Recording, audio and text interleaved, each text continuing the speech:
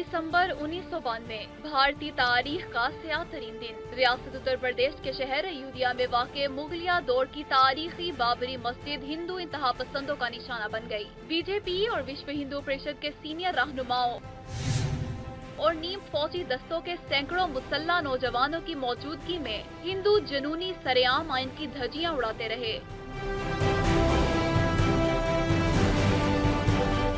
मस्जिद की शहादत के नतीजे में गुजरात में हिंदू मुस्लिम फसादात फूट पड़े, जिसमें हुकूमत की सरपरस्ती में हजारों मुसलमानों के खून से होली खेली गई।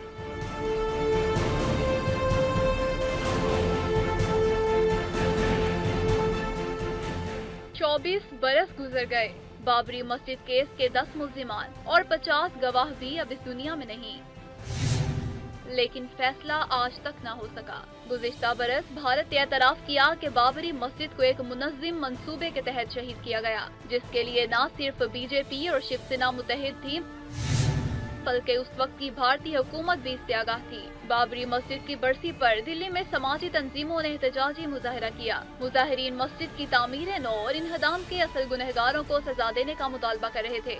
उनका कहना था कि 24 बरस कबल पेश आने वाला सानिहा रियासती दहशतगर्दी और मुल्क के दस्तूर पर हमला था।